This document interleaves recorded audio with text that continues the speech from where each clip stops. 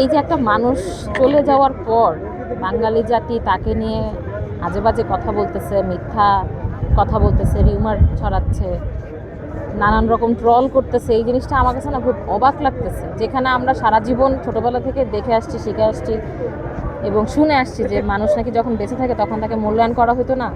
তুমি যদি কারোর কাছে ভালো হইতে চাও, মৃত্যুবরণ করো, তাহলে তোমাকে সবাই ভালো বলবে। এখন তো দেখতেছি যে মানে এটাও ভুল। মানে মরে যাওয়ার পরেও কিছু মানুষের ভিতরে যে রাগ, ক্ষোভ, হিংসা এগুলো যাচ্ছে না। যারা আপুকে নিয়ে ট্রল করতেছে, এমন না বিষয়টা যে তাদের সাথে আপুর কোনো পার্সোনাল সম্পর্ক ছিল বা কোনো ঝগড়াঝাটি ছিল বা কোনো দ্বন্দ্ব ছিল, কিছুই না। তারা হয়তো কোনোদিন আপুকে সামনাসামনি দেখেও নাই, এবং যারা আসলেই আপুকে সামনাসামনি দেখে নাই তারাই কিন্তু ট্রল করতেছে দিন শেষে। কেন করতেছে এটা আসলে আমি বুঝতেছি না, আমি জানি না। এটা আমার কাছে খুবই লজ্জাজনক লাগতেছে। কারণ আমার কাছে ফিল হইতেছে যে আমাদের চারপাশে যে সমস্ত মানুষদেরকে আমরা অনলাইনে চিনি, তারাও যদি অসুস্থ হয় বা তারাও যদি এরকম কোনো একটা কিছু হয়, তাদেরকে নিয়েও ট্রল করা হবে।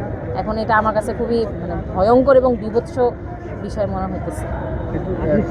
আপুর সাথে স্মৃতি বলতে দুইবার জাস্ট দেখা হয়েছিল আপুর সাথে, ওরকম মাহামরি কোনো স্মৃতি নাই। দুইবার দেখা হয়ে যতটুকু কথা হওয়ার অতটুকু কথা হয়েছিল। এবং আমি যখন আপুর সাথে দেখা করি তখন আমি আসলে কিছুই ছিলাম না, এখনও আমি কিছুই না। বাট তারপরেও সে আমাকে খুব সম্মানের সাথে গ্রহণ করছিল এবং নিজে থেকে কথা বলছিল।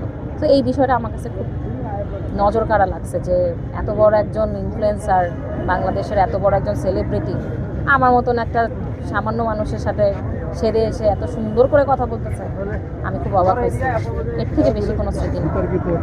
ওয়ান এক্স বেটের কথা বলতেছেন, এটা তো বাংলাদেশের যে নায়িকা সুপারস্টার, এরাও তো মানে সেলিব্রিটি যারা, এরাই তো প্রমোশন করে। আপনি কন্টেন্ট ক্রিয়েটারের কাছে আসতেছেন। আমি আল্লাহর রহমতে জীবনে কোনোদিন এই ধরনের কোনো প্রমোশন করি নাই। কেউ কোনোদিন প্রমাণও করতে পারবে না যে ফুড আপি কখনো এই ধরনের লেম জিনিসের প্রমোশন করছে।